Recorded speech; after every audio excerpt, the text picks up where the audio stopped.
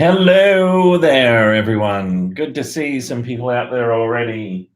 Charlie is just joining us. He's just busy chewing my shoe, and he's come to wish you well for the exam. Hello. Oh, how do I pronounce that name? Susuf, I'm going to say. Hello there. Hi, Martha. Thanks for your questions. I do know where the learning and cognition practice questions are. They are not on the LMS. They are on the Peerwise website though. So they're in our Peerwise account. If you have a look at the learning and cognition section in Peerwise and you look at the first day where the questions were uploaded, you'll see the big bulk of questions that were uploaded there at the start. They are the learning and cognition practice questions. What's going on? It sounds like you guys are still studying. I thought you'd all be relaxed and curled up by the fire on the couch and just chilling out with a drink, maybe a hot chocolate, or maybe something a little bit more lubricating for your cortex, shall we say. Hey, Charlie, are you going to come and say hello to everybody? But it sounds like some of you are still hard at it. Charlie, come here, buddy. Hi, Yi Hong. Thanks for your question. I would think about IQ as a continuous variable. So there's a couple of ways in which you can classically disambiguate what might be a continuous or just a discrete variable. One way is to think about whether or not it would make sense to speak about that variable at an aggregate level in averages in terms of a mean, for example. Hey, Charlie, do you want to come up and say hello to everybody? Oh, he's a little bit wet. He's just been outside running around in the rain, so I'm not really feeling great about picking him up right now, but you're going to see he's grown. Charlie has most definitely grown. And I don't know how many times I'm going to be able to pick him up like this anymore. Ah, you big bubba. Yeah. Ah, thank you for the licks. You say good luck for the exam to everybody. You say that into the microphone. Yeah, that's a microphone. Yes. They've all got an exam to sit tomorrow. How do you feel about that? You think they should just chill and relax and everything will be fine? I agree. Yes. So as you can see, Charlie is growing really quickly, aren't you? We sort of talked about the idea that Charlie might have been able to come to the exam, but Daddy's got meetings tomorrow as well, doesn't he? Yeah. And so you have to stay at home. Oh, don't you eat Daddy's shirt, or Daddy will eat you. All right, I'm going to put you down because you're all bajiggity. Yeah. And Charlie will check in with us soon enough again, I'm sure. So Emanuela, hi Anya, thank you for saying howdy. Emanuela, what should you bring to the exam? Correction tape, that's not a thing for this exam. So for this exam, you're completing a multiple choice answer sheet that will be read by a computer. So with this in mind, you want to use pencil, use a 2B pencil, bring a spare pencil as well. You might even want to bring a pencil sharpener and an eraser. So you want to bring a couple of 2B pencils, an eraser, and you need your ID, of course, your student ID. You need to bring that. That's important. That's how your exam supervisor will make sure it's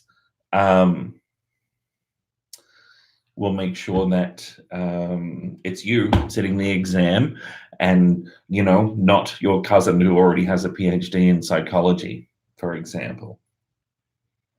We aren't relaxed, help us. Well, look, I can see there's lots of questions starting to pop up about maybe content from other lecturers, and I'm not going to comment on other lecturers' content because I don't want to muddy the waters of what they've said about their content, because of course they've written their exam questions, and lecturers will write their exam questions and answers in the context of what they've said. And any particular thing that we talk about this semester is just so complicated. You know, take even stuff from my section of the course, even my simplest things like calculating a quartile, for example. You wouldn't believe how much debate there is around the best method for calculating a quartile for any particular given situation. So I won't get into other lecturers' stuff, but I'm sure happy to speak to my own stuff.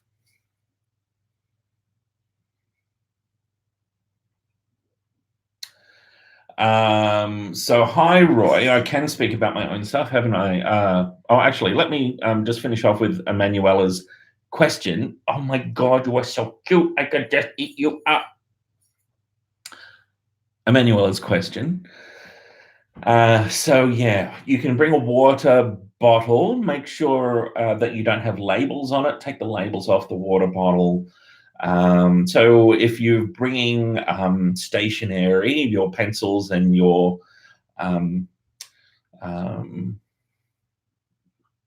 eraser and so forth, whatever it is that you're going to bring along those lines, bring it in maybe a clear Ziploc bag. You won't be able to have anything like a pencil case on the desk because, of course, the exam invigilators are on the lookout for people cheating. And I know for most of us that would just sound amazing that people would actually still cheat in this day and age, and it's true. In fact, I was just speaking with a colleague a few days ago, and we were discussing this idea of shutting down the LMS while the exam is on. So we can actually see who is accessing the LMS at any given time, and when content is being accessed and whatnot. And this colleague was telling me about his previous experiences of watching people accessing the LMS when they've snuck in a smartphone or something into the exam in the past. And of course, that's actually quite a serious thing. And if people get caught cheating, you know, it's a real problem for their academic transcript and so forth. So cheating does still happen, and I know it's only a small proportion of people who might find themselves in that position when they feel like cheating, but honestly, I think it's something you should never consider. Just do what you can in the time that you have available. That's all we can ask. Be comfortable. Again, don't worry about,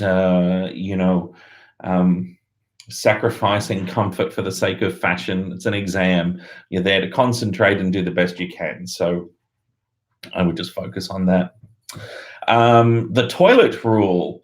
You can certainly go to the bathroom. If nature calls, the one it must be answered, mustn't it? Charlie can testify to this fact.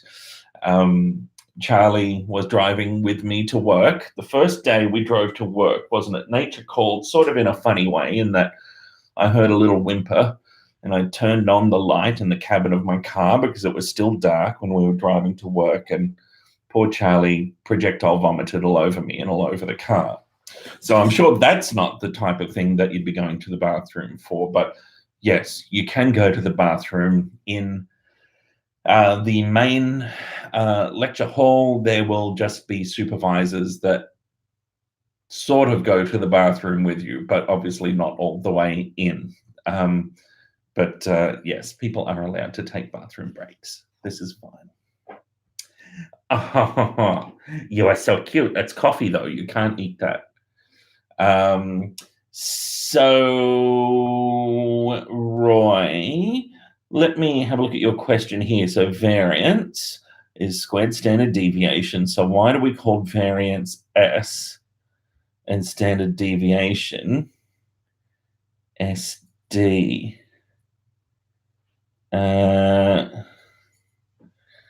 Aren't they the same? I'm not sure where that's come from, but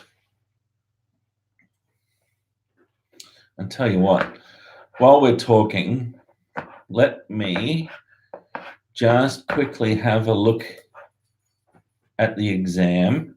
Well, let me make sure I'm not sharing my screen. I'm not sharing my screen, am I? Nobody wants to see the exam. There's nothing reflecting in the background. Charlie, don't you tell anybody what these questions are that I'm looking at.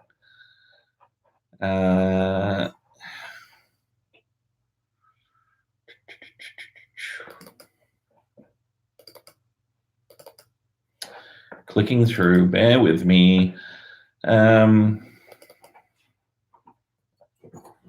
Oh, can you see the exam and the reflection of my glasses? This is the question. What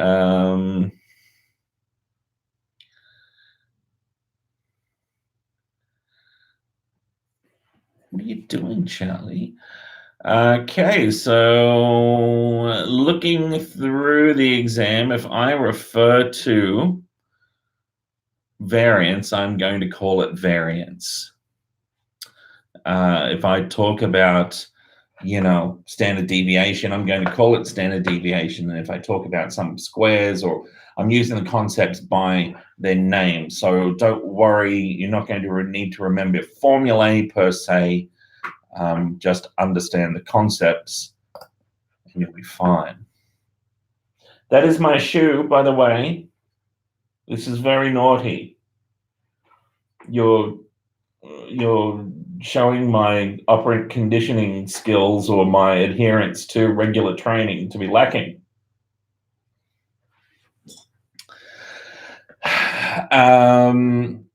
You aren't relaxed, Roy says. Help us. All right, everybody spin around in your chair so that your shoulders are facing me and you're facing away, and I'm going to give you a shoulder massage and get right in there and relieve all of that pre-exam tension. And here's a nice, you can pretend this is a mojito. You can have a sip on that, work all that tension out, and then we'll do the slap, slap, slap, slap thing to finish, and then you're all good. And I should probably offer you a glass of water at this point. Are you allowed to bring small snacks to the exam? Yeah, good question. I don't really know. I mean, I've seen it done. I've seen people with snacks in clear plastic bags. Again, let's have a look at the Ask Uni Melb site.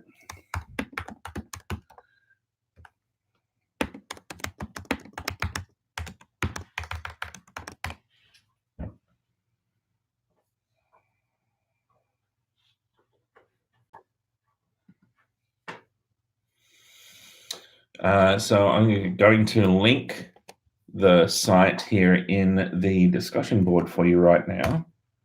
It's probably something I should know. I've never been asked this question before. Okay, so water we can bring in a clear bottle, no labels allowed. Medications.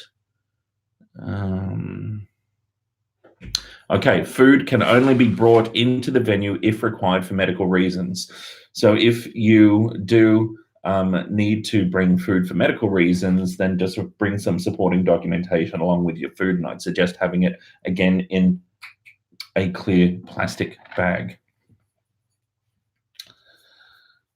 Please bring Charlie to the exam room. Look, I would, but I've got some meetings that I need to be going to tomorrow, and normally I would leave Charlie in my lab. So I know some of you sit tutorials on the 5th floor, just near my mental illness stigma labs, and Charlie is often in there hanging out with the lab students and postdocs and whatnot.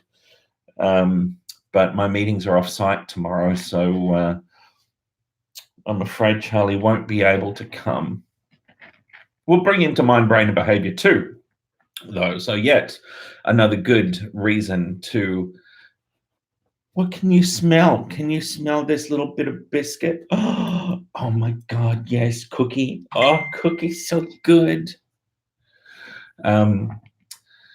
So speaking of mind, brain, and behavior too, if it didn't come through in that email that I sent before, I'm super excited about Mind Brain Behavior 2 and about the Hearing Voices project and about all of the new and interesting stuff that's happening in Mind Brain and Behavior 2. We've got such a lineup of experts who are contributing to the subject. But for those of you who saw my email before and maybe clicked on through to watch the preview video with Sophie, the young lady who has experienced a range of mental health issues from borderline personality disorder to complex PTSD, anorexia nervosa, and anxiety disorders as well. What did you think? Did you think that that was a useful tool? So imagine that beforehand, the clinical psychology lecture series were my lectures, which of course are fabulous, but as well, there's tutorials. But now imagine that, plus you get to have a guided exploration of artwork produced by people with mental illness at the Dax Gallery on campus. And you also get to learn firsthand from people with mental illness through these testimonial videos, where I'm basically saying to the people that I'm interviewing, what do you want students to know about what the experience is like? What do you think about that? Do you think that's a good idea?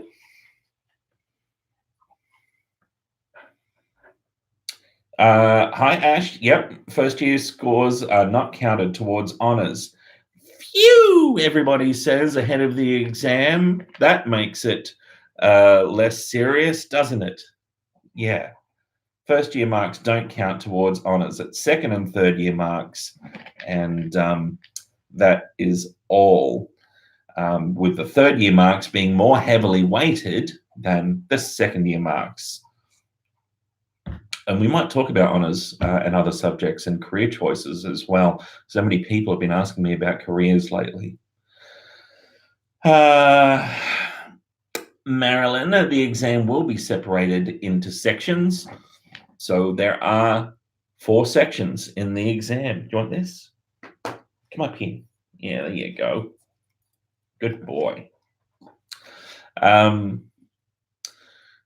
First is behavioral neuroscience, then sensation and perception, then learning and cognition, and then my research method section.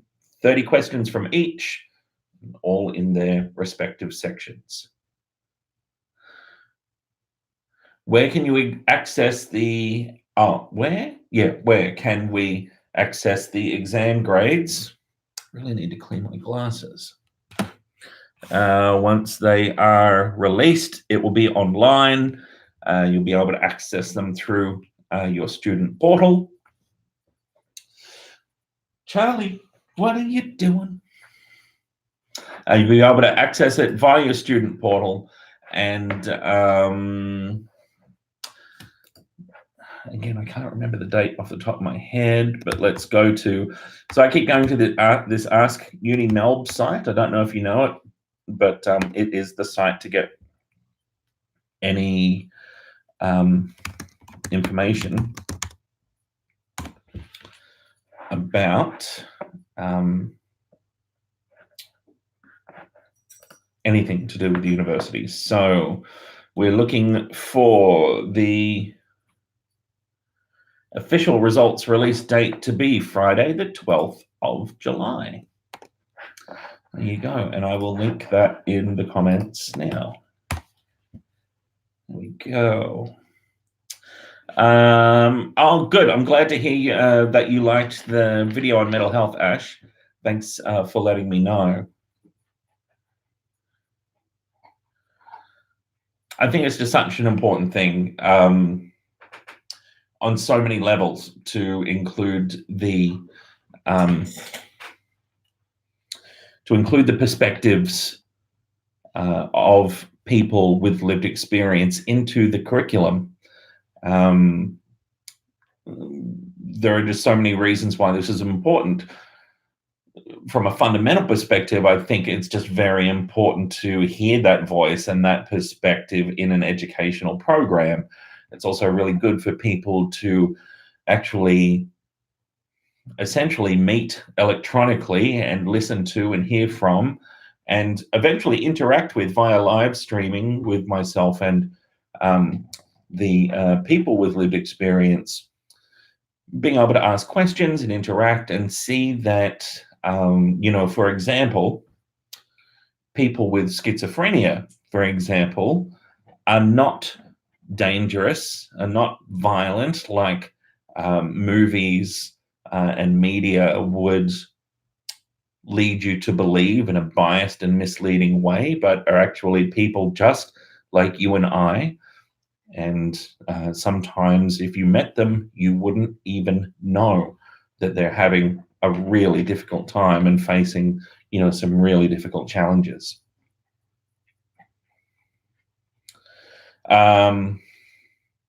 Oh, Anya, you did MBB2 last year. Okay, so you'd be familiar with the pilot that we ran. So the narrative to the Hearing Voices project, and the Hearing Voices is just a title I came up with. It's obviously a play on the concept of hearing a voice, an auditory hallucination that one does experience in psychosis sometimes.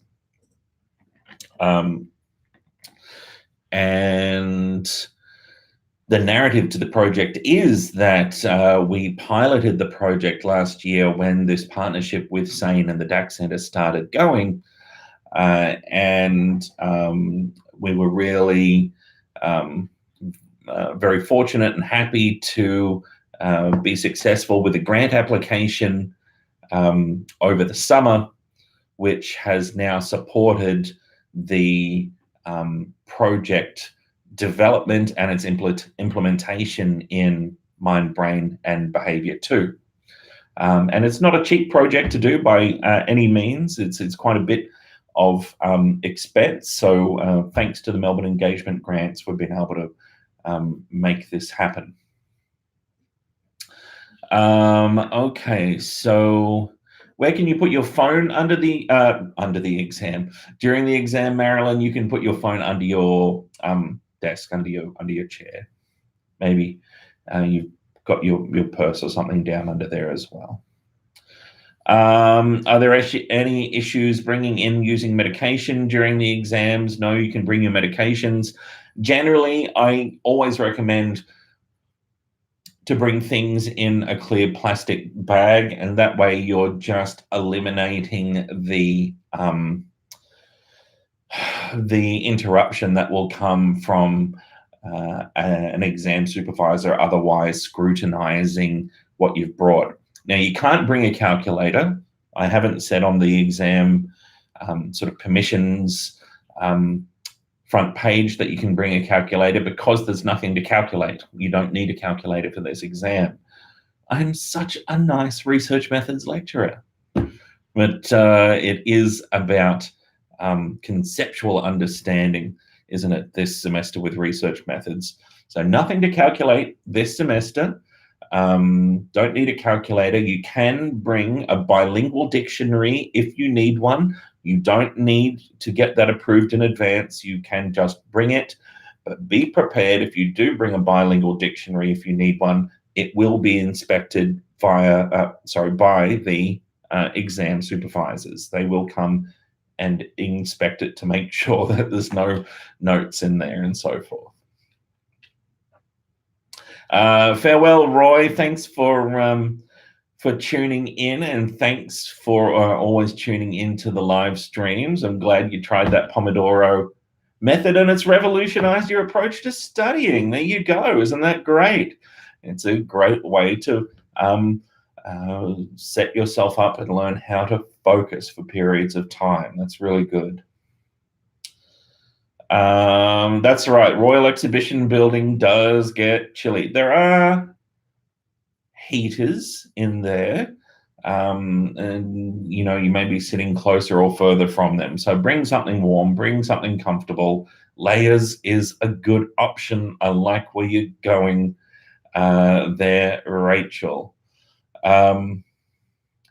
Is there a toilet roll? Oh, what's this? Nobody tell him I agree with Simon. Oh God, what does that mean? There's a message retracted and then nobody tell him I agree with Simon. Oh Lord, what? What?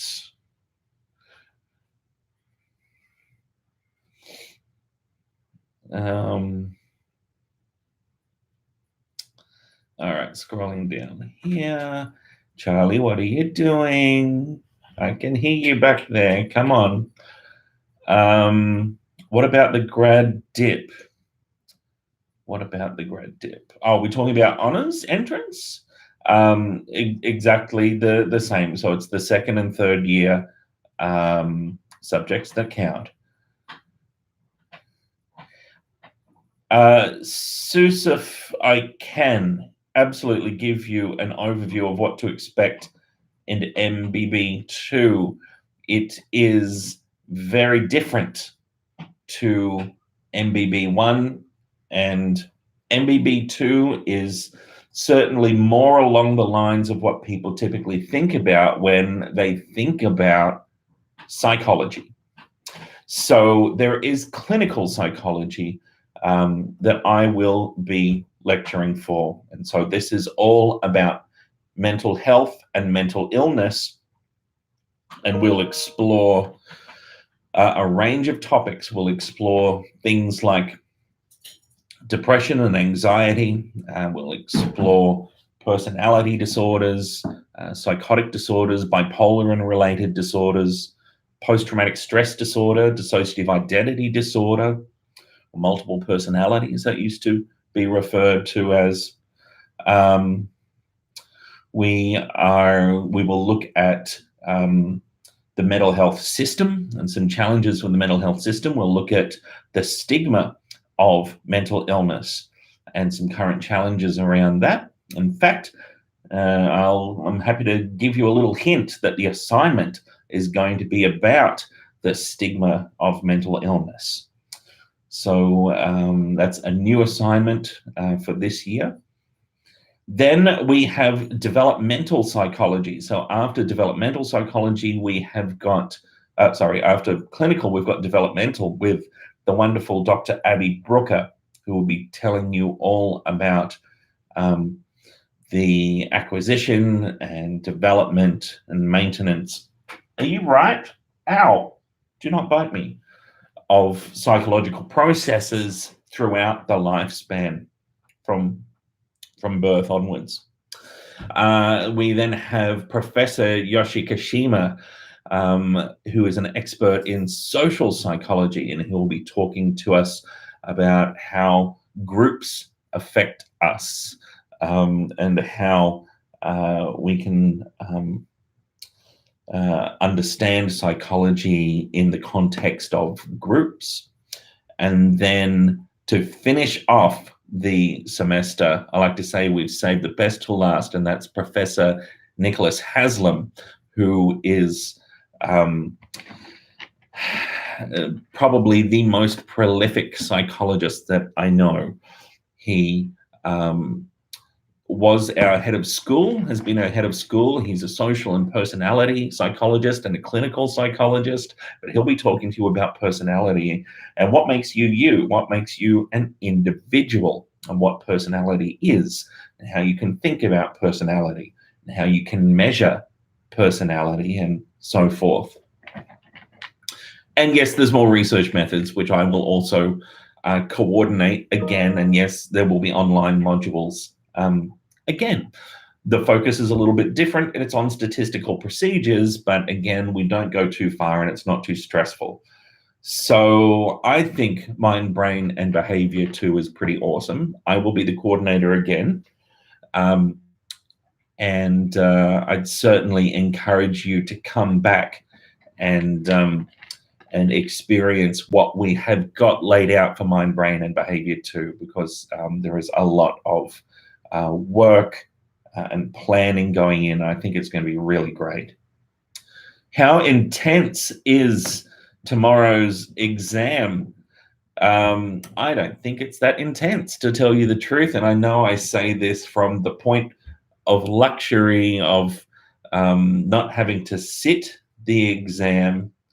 You know, I can still remember my first year psychology exam. Yeah, I can remember sitting that exam. And the long story was that I got the date wrong. The short story is that I got the date wrong. I went on the wrong day. I went the day before I was supposed to be there. And I sat down and looked at the exam paper and freaked out. I thought, oh my God, I don't know any of this content. How could I have got this so wrong? And it turned out that I was sitting down in the exam for the master's level clinical psychology course. So they just asked me if I was there for psychology, and I said yes, but it was the master's course. So I came back the next day for the first year exam and did quite fine. You are welcome, Yuan. Hi, Hattie. Is there anywhere you can get a topic outline of the key concepts we covered throughout this semester? Yeah, that would be up to you to map those as part of your study. But again, remember, and I know this is entirely possible, but and to tell you the truth, this is the situation for some of you out there. I know you're just starting to study now. So what do? I would pick the 1 or 2 or 3 most important things from each lecture, understand those, move on. That's what you want to do, the key concepts. Baswed, Ash Hogan, what's this? Okay, best use of reading time. Reading, oh, sass. Baswed is throwing shade in a lovely way. I kind of agree. Reading time is a good time to read the paper, but it can be more than that. You can plan your strategy as well. When you look at the questions and you read through them, it'll be a good opportunity to identify which questions are maybe particularly challenging and that you might think you might put off until later. You might get a feel for a particular section of the exam that you might like to start with. Of course, while there is, an order in terms of the exam questions, it doesn't mean they have to be done in order. You just need to make sure you're filling out the answer sheet that the computer will read in order. Hi,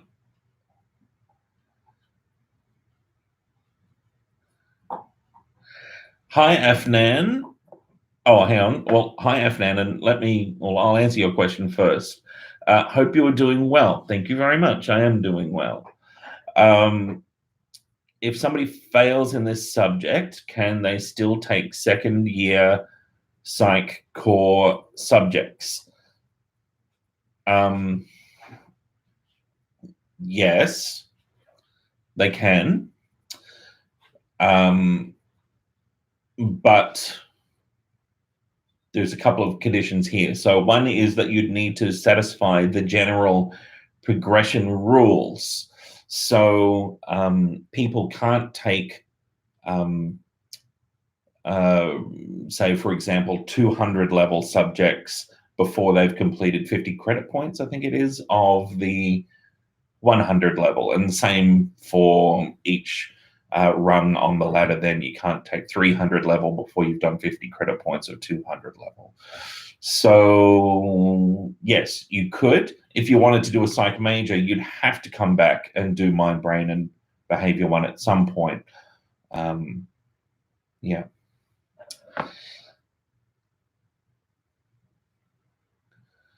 Hi, Emma. Okay, I wonder if I can clarify 5% for REP research. Will it be added to the final mark or to the my component of the course? I was in the research methods. No, it's for the overall mark. So I will, once you've sat the exam and I've got the data back, so early next week, I'll get everybody's exam data. What are you up to? You're up to no good. Come here and be cuddled. Come here and be cuddled. Come on. Ah, you're a big fat winner. Oh, just like your daddy. Ah. Okay, so what Charlie and I will do, in fact, I'll hire you to do this, Charlie. You can help me. Is we'll get everybody's exam data, and we'll get everybody's data from assignment 1 and everybody's data from assignment 2. What are you doing? Hello. And that's everything, isn't it? Assignment 1, assignment 2, and the exam. And then we'll add the REP credits in as well, converted to percentage points for your score. And then I will combine those to provide your overall score for the exam, for the subject. Yeah. So yes, it will form part of the overall mark.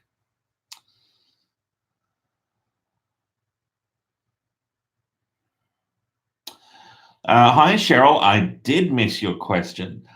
You wonder if I teach 2nd year or 3rd year psychology subjects. At this point in time, I do teach into a 3rd year subject called the Psychopathology of Everyday Life. And so I lecture into that subject about mental illness stigma. And potentially I may do some stuff with the capstone subject in the future.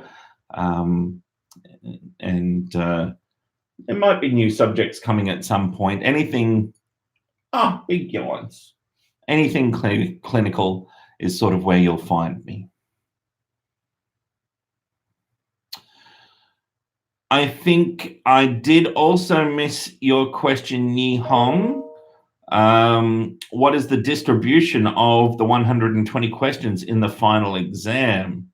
Oh, Afnan's beat me to it. Awesome. Thank you, Afnan. So yes, Yi Hong, this is the thing. There will be 30 questions from each section of the course. So there's 120 questions altogether. And if we thought about that, then as a distribution, it would be a rectangular distribution, wouldn't it? Did I just blow people's minds? Did I even mention it? Rectangular distributions in this subject? I might not have.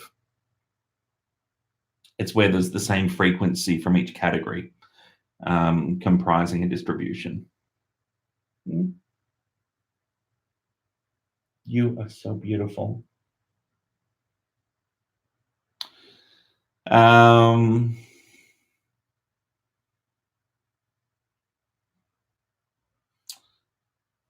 What are you thinking? What are you thinking, Charlie? What can you see out there? You're getting really heavy, buddy. Yeah, you are.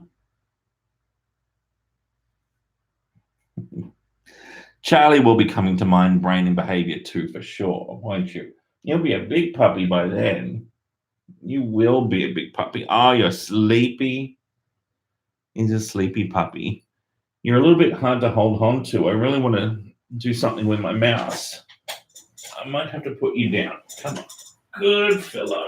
Oh, down we go. Charlie's thoughts on squirrels. Really interesting. So I don't think Charlie's ever seen a squirrel. However, I'm I have a friend who's obsessed with squirrels. I don't know what it is, but in fact, if you have a look back through the old Mind, Brain, and Behavior vlogs, she's a neuropsychologist named Jo, and she's obsessed with squirrels. I don't know what it is about squirrels, but yes, they're interesting things, aren't they? I must admit, I do get it. I remember, as of course an Australian where there are no squirrels, the first time I went to, where was it? I saw a squirrel probably the first time, Washington, I think, DC. Being fascinated by these little creatures that had such abrupt, rapid movements. Why are you going over there? You want to go outside, don't you? You're ready for a bathroom break. Yes, I think you are. I had a few emails coming in. I wonder if anyone was out there. Oh, there is somebody who is out there asking a question. Okay. So, hi, Jo. I am answering your question via email. So, Jo has asked if you can bring paper, blank paper, to take notes on, to sort of flesh your thoughts out on. No, you cannot. So, you can't bring any additional paper into the exam.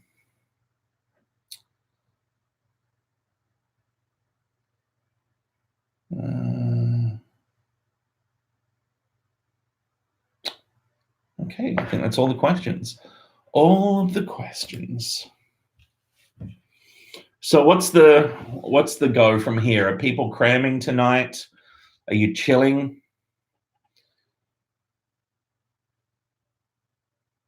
Are you Netflix and chilling? Are you Netflix and cramming? Are you cramming and chilling? What am I talking about? This is the question. Charlie, you're making me nervous, buddy. I know you want to go out, don't you? I'm fearing for my carpet right now. Be a good boy.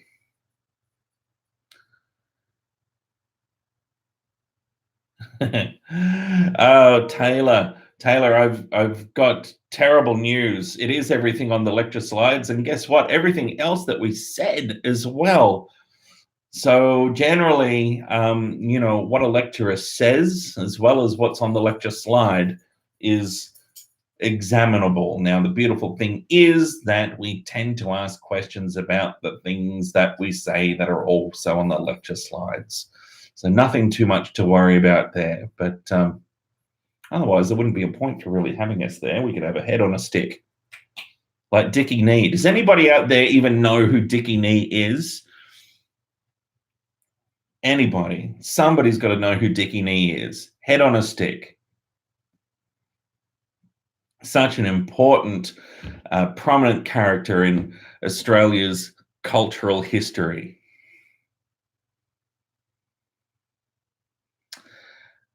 Yeah, that's a good point, Afnan. So I have had a lot of questions about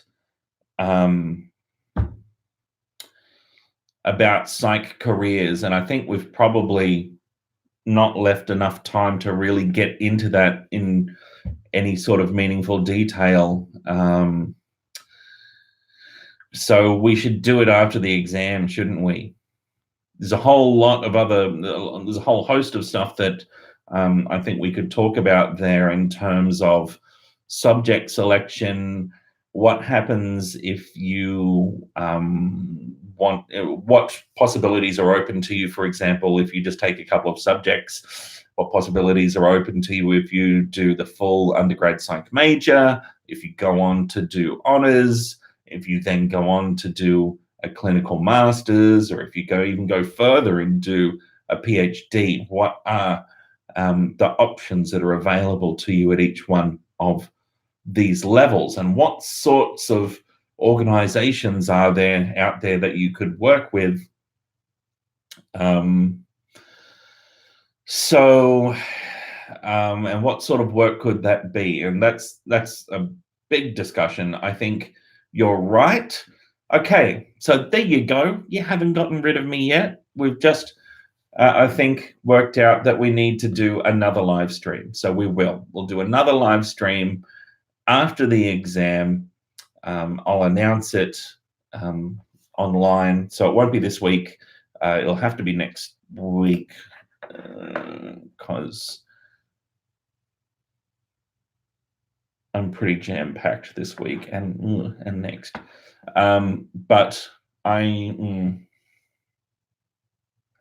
we'll go for late next week, I think. Maybe even Wednesday. Might be able to make it work. I'll need to have a look at a couple of things. We'll do one more live stream. Actually, that'll be good. We can debrief. We can take your temperature after the exam. And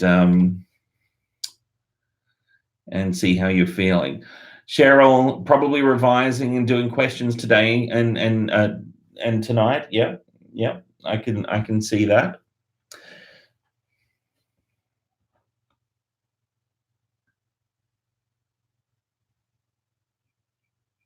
You want to leave yourself some opportunity to get a good night's sleep, I think, and give your self the opportunity to work on consolidation of those memories as much as possible. You're welcome, Joe. You are not allowed to take the question paper when you leave, Rachel. You'll have to leave it in the exam. The reason that past exams aren't made available is because we consider it not to be a useful learning tool.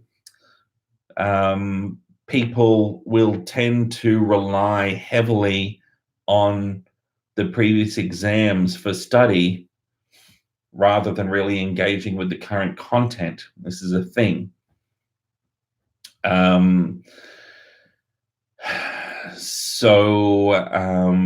This is why we do not make papers available.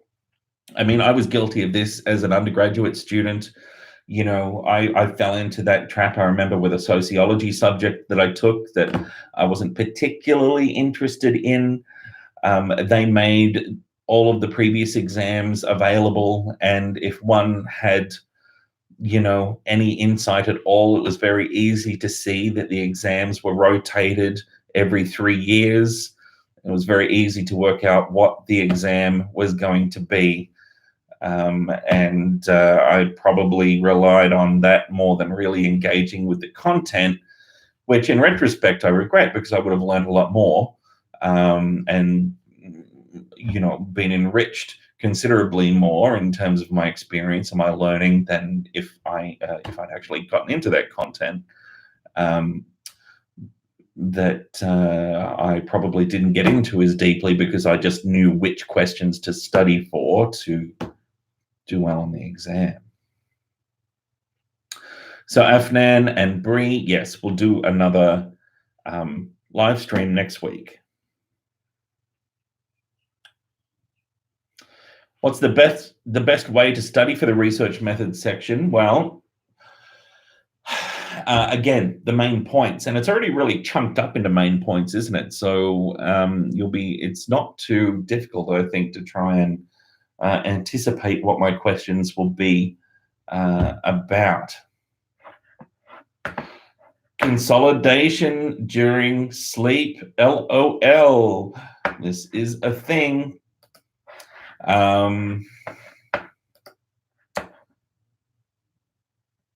Sleep is needed for this. REM sleep is essential. What's the passing mark for the exam? That would be 50%. So remember, you don't fail the course if you fail the exam. I don't expect people to fail the exam. It's very rare that people do. Remember, I could get somebody off the street, get 100 people off the street who have never sat any of the lectures in psychology, ask them to sit the exam, and they should get 25% just by chance. Because there's 4 options, right? So they've got a probability of getting 25% right on the exam. Are you okay down there? Yeah.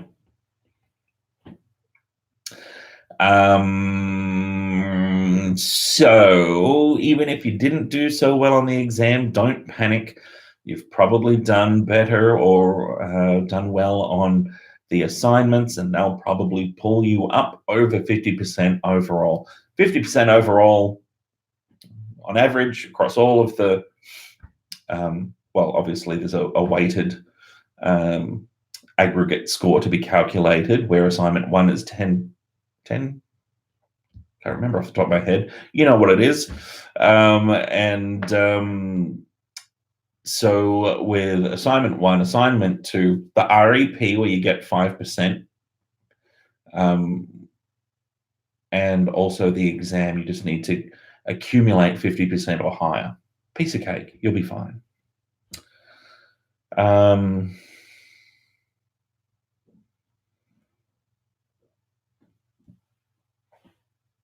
Any advice for the morning of the exam? Oh my Lord. Wow. That takes me back. I would suggest studying it's probably too late by that point to be making any meaningful impact on your performance on the exam. I might just be reminding myself, going over notes at a very surface level and just sort of checking the list. Yep, I've got that, I've got that, I've got that. And wow, I used to get into such a state for exams, into like just such a hyped up state. I used to now when so this will tell you how long ago it was. When I was sitting exams was just when undergraduate exams would have been just when Eminem's "Lose Yourself," etc., was coming out. When 8 Mile was out, so I'd be like listening to the 8 Mile soundtrack and getting really hyped and getting to the exam, like I'm just going to kill this exam. And yes, I used to love exams; they were my jam. God, such a nerd. But I would suggest that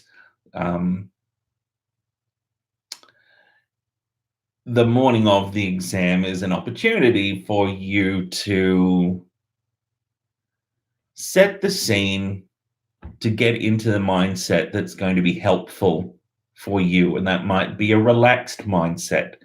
So maybe you want to take an opportunity to look after yourself that morning, maybe have a nice cup of tea and whatnot, and think about your timing such that you can have a shower and get dressed and have a little bit of a relax and not be rushed. Maybe you want to set things up such that you don't have to rush and you can take your time. I think it's all about setting the scene to put yourself in the right headspace for the exam. Yes, you will need to leave your notes under your desk, Billy. That's right. Yeah, 2002. That's about right. Yeah, 2002 was me studying for psychology exams and training SEALs and Tigers. And DJing. This is true. That was my 2002. It was a busy 2002. Now that I think about it.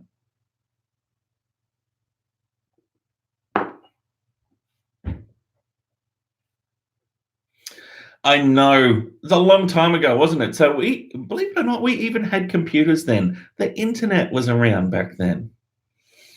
Yeah. Wow. 2002. What a crazy time that was. Post September 11. You were 2 years old. Yeah. Amazing. It blows my mind now that people who I'm teaching and working with, are starting to have not been around to witness September 11 and when that all happened and how the world changed afterwards. I can remember that day in detail. As it was happening, we watched it live on television, and then what happened after after that, over the next day or so. It was just incredible. Yes, I was a DJ. I was a DJ. This is a thing. I may, in my house, have, oh God, I wouldn't even want to guess how many records we've got. I don't know. Probably 600 or 700 records or more.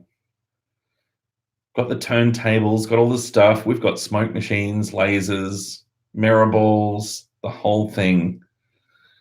We are, yes, we both used to DJ. That was a thing. Oh, Charlie, they want to see you, honey. You're a bit floppy, aren't you? You're a bit tired. I wonder if I can lure you with a biscuit. Do you want to come and give everybody a final well wish for the exam? Come on up, little man. Oh, come on up, little man. Here we go. Oh, you smell so good. You smell like a freshly shampooed puppy. Yes, you do. Oh, look, Charlie. Kelsey loves you, Charlie. Everybody loves Charlie. He's very popular when we go out for walks, aren't you? Hmm? Yeah. Yes.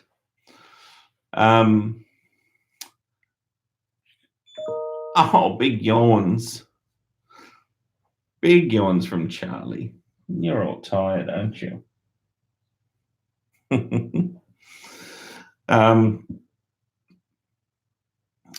Yeah, 2002. There you go.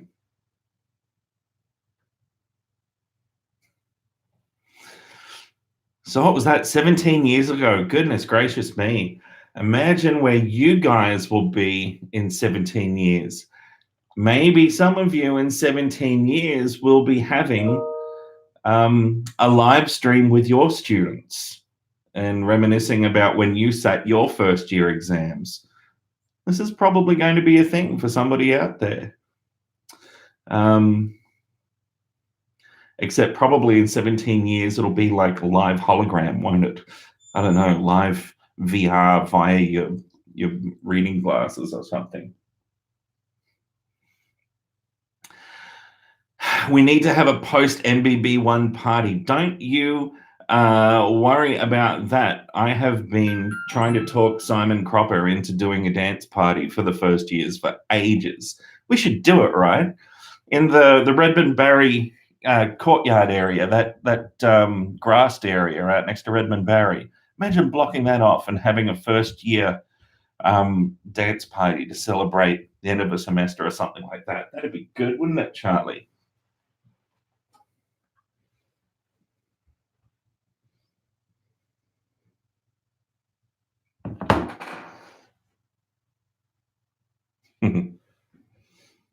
Charlie does have great eyes. He's very cute. Charlie was left alone this week for the first time, spent his first day at home alone, which was no bueno. So you all saw the cute photo of Charlie that I put out on the cover, the thumbnail of this video. And that was cute, and he can be cute. But this is what I came home to. Can you see all that foam that is ripped up all over the floor? So this was when I came home. He'd dode up the window. He'd ripped up his bed. He'd thrown it everywhere all over the floor. We'd chewed up all the plants in the garden. We'd been very thorough in expressing and manifesting our disgust with being left alone. We were not happy. Yeah. So if you are, yes, undeniably cute. I could eat you up. I could eat you up. for those of you who might be taking some time out, what do you do retraining perspective when he does that? That's a really good question, Rachel. So I had tried to set the scene for success leading up to leaving Charlie alone in the days preceding. Obviously it's cold and just unpleasant weather outside, right? At the moment. Oh my God, you are so beautiful. But in the days preceding, I was working with giving Charlie a lot of reinforcement outside. He was spending more and more time outside, to the point where we'd worked up to intervals of hours at a time and being outside, hadn't we, by ourselves, and being rewarded for that. But we just didn't have enough time to really work up to a full, well, let's face it, by the time Daddy left and came home, it was probably about 9 hours, and that's a long time for a puppy to be alone. Dear me. So that didn't go so well. So the first thing to recognize, Rachel, is that there's nothing I could have done about it at the point where I came home and everything was messy.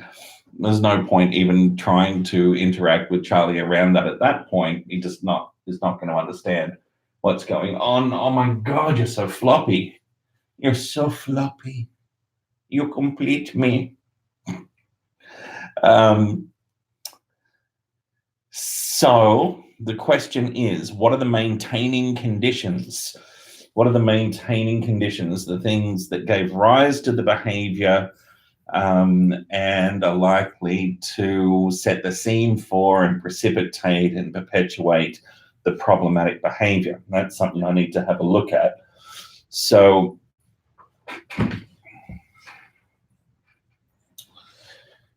obviously the time interval is one. Time interval is not a good one, but something that I'm quite confident we can work with. The other one is that I had Charlie separated from my other Labrador, Barnaby. Barnaby is very old. Barnaby's 13 years old.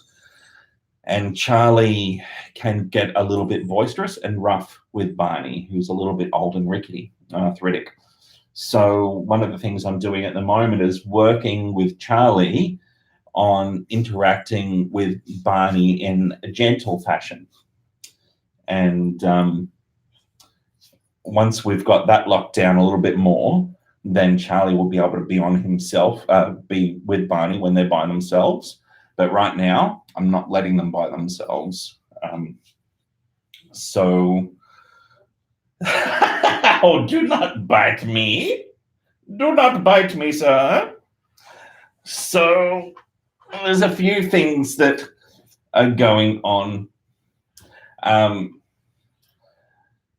And I just need to be philosophical, I suppose, and realize that these things are not going to fix themselves immediately. And so not get upset when I come home and find that he's destroyed the place. Because I also know that you're a growing puppy, you're teething, you've also got bits on you that are growing, and there's testosterone surging through your system, isn't there? And at 6 months of age, Charlie will lose those things that are growing and have testosterone flowing through his system that will give rise to a range of behavioral issues and set the scene for things like prostate cancer later in his life. So we don't want those. We're going to lose those couple of things, aren't we, Charlie? Yeah. For health reasons. And that has the added benefit of also settling down some behavior as well. We don't do it before 6 months because that affects growth platelets and whatnot. So 6 months is pretty much the sweet spot. But he, despite what he did the other day, he's awesome. I am so in love with this dog. It's, it's a little bit scary, isn't it? You complete me. Yes.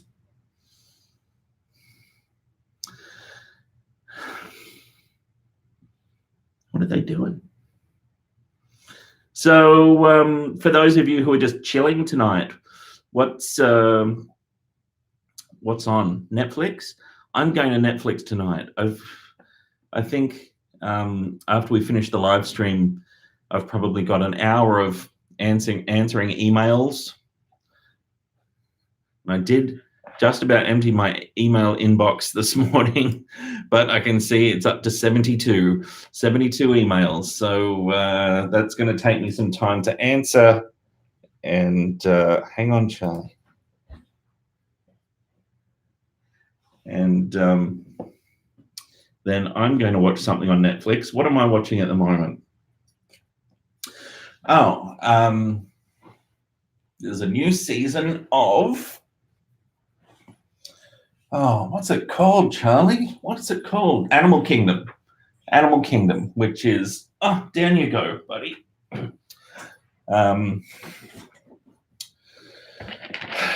It's sort of about an outlaw family, which is a really very interesting from a psychological perspective, and certainly entertaining. A little bit rough, can be a little bit rough. So if that's not your jam, what else is on Netflix at the moment? Let me give you some recommendations if you want to chill. All right, opening my Netflix.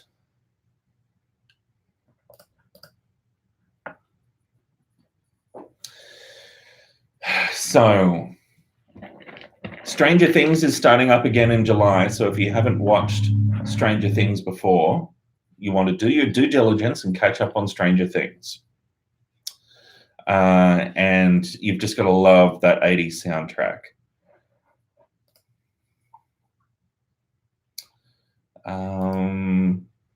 Other shows I love on Netflix. Atypical. If you haven't seen Atypical, it's about a young guy with autism. It's fantastic. Can't recommend that series enough. Atypical is a good one.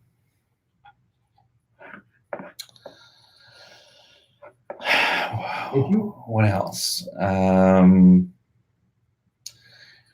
It sounds, well, I was going to say it sounds strange if you saw the original series, but you're also young, you might never have seen the original series. The Queer Eye for a Straight Guy series is actually really good. It's nothing like it originally was, which I was not a fan of. But in terms of just the humanity that comes through in that, I quite like it.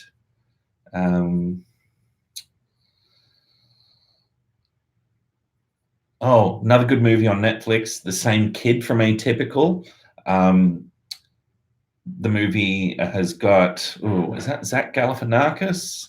So it's called It's Kind of a Funny Story. And it's about a young guy who's having some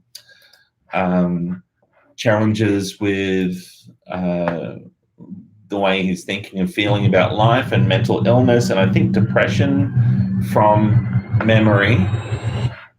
And sorry, Netflix is making noise. And it's about his experience of, how do I shut you up, Netflix? Here are two pictures. It's about his experience of being admitted to inpatient care. You know, it's a fictional story, but a really good one. I really like it. Why is this not muting? All right, that should make no more noise. Hopefully I'm still making noise. Am I still making noise?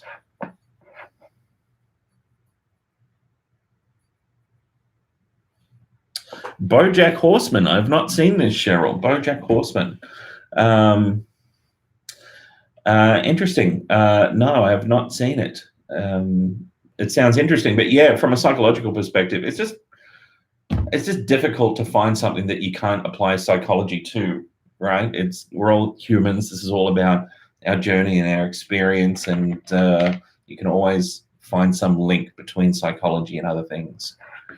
That's why it's so good to take as part of any undergraduate degree, I think.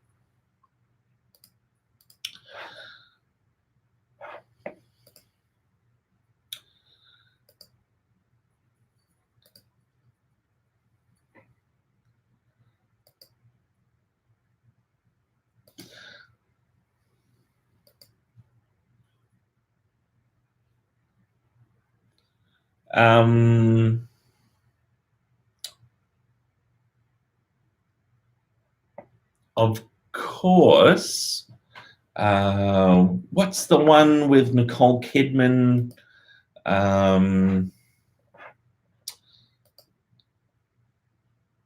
Big Little Lies. Big Little Lies is back. That's something you could watch.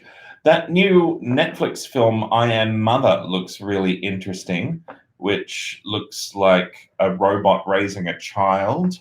So certainly interesting again from a psychological perspective. There's a lot of fodder there for you to watch. I like Jerry Seinfeld's series, Comedians in Cars Getting Coffee. It's quite good. Oh, yeah, God. All right, let's talk about comedy. If we want to chill out with some comedy, who do I like on Netflix? The Dave Chappelle, I've got to say it, the Dave Chappelle, anything Dave Chappelle, I love. I think he is just hilarious. There's a new one with Wanda Sykes, a new stand-up session from Wanda Sykes, which is really good. There's lots of stuff. So yeah, if you're feeling like you're a bit overwhelmed with the exam, maybe it's not the best idea to push against that too much, and maybe you want to take a pause and look after yourself a little bit. Take some time out. Treat yourself. Have something nice for dinner. Have a nice drink, whether it's iced tea or whether it's something else. Go for a walk. Take a little bit of time out to relax and look after yourself in amongst all of this cramming for the exam.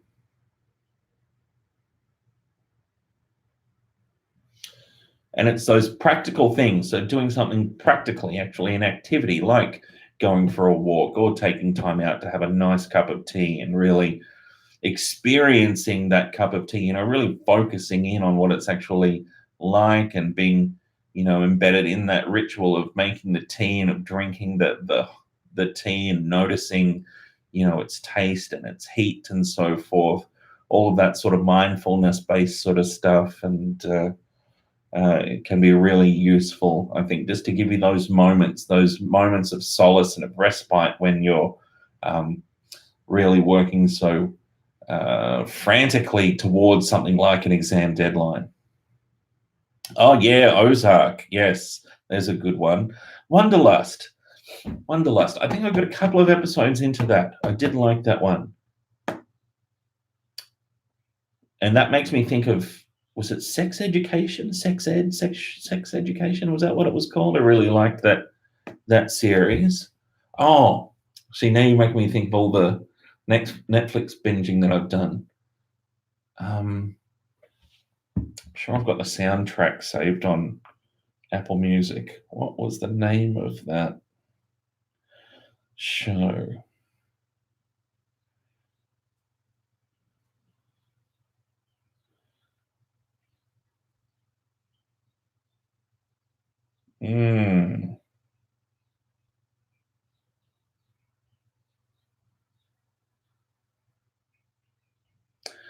It'll come to me at some point. New season of Black Mirror after the exams, yes. Oh, yes. Russian Doll. I've only just started watching that. I'll have to get back to that.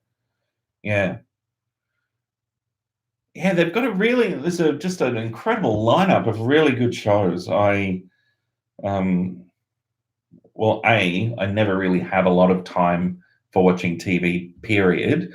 But if I do, I almost never, I can't think of an instance in which I would actually watch commercial television. I'd prefer to sit down for half an hour and watch something in a very targeted way, you know, on demand, that I'm going to dedicate that half an hour to. Oh, what was it called? Love, Simon? Love, Simon. I think that's it. Was it a series or a short film on Netflix? I can't remember. That was a good one about a young guy coming out.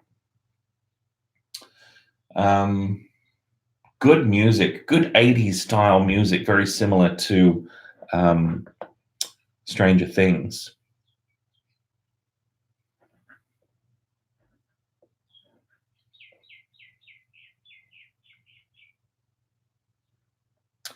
Maniac. Yeah, that's an interesting one. I've started watching that. I haven't really gotten into the series quite yet, but it does look very interesting. Wow, I really need to clean these glasses.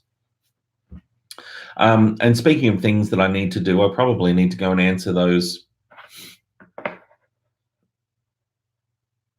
now 73 emails.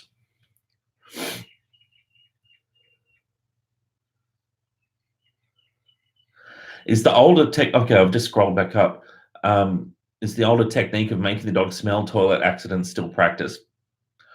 I don't think that was ever a thing. I mean, it was certainly a technique, but I don't think it achieved anything except from freaking a dog out and probably causing some problematic associations. So no, not really. Oh, why am I sniffing? What am I allergic to? What's going on? I'm not getting sick, am I? Ugh. Can't be getting sick. I've had my flu shot.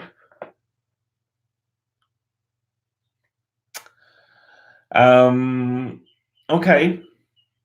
Well,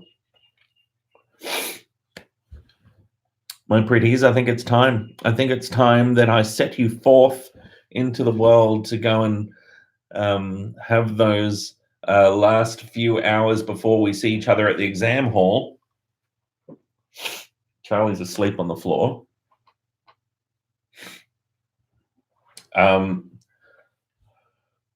Oh my God, I'm going to sneeze. Oh, what's going on? Hi, Spooky. So you won't need to take a calculator. That's the thing. So they won't let you have a calculator for this exam. So you don't need to, I just wouldn't take it. And then you don't need to put it under your seat. Oh God. Ugh. What am I allergic to? What's going on? Oh, you have a maths exam before. Yeah, well then, yeah, that's fine. That's fine. Oh God, I'm really, ugh. So I will be there tomorrow for your exam. I will saunter around with champagne and hors d'oeuvres. Well, probably not, but I'll be there anyway to support you and get you started and answer any questions and help you with any problems that you have at the start of the exam. So while we did pitch this as the final live stream, you're very welcome, Cheryl. As we did pitch this for the final live stream, of course, we've worked through that this won't be the final live stream and that we've still got one more to come next week about careers, psychology careers. And you know what? I might see if I can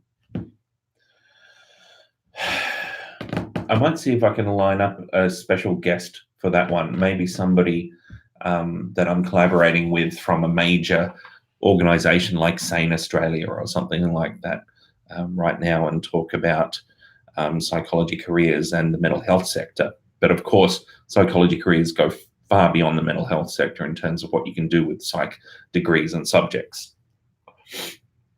But that's next week. You look after yourself for the evening, excuse me, take some time out, practice some self-care, don't stress.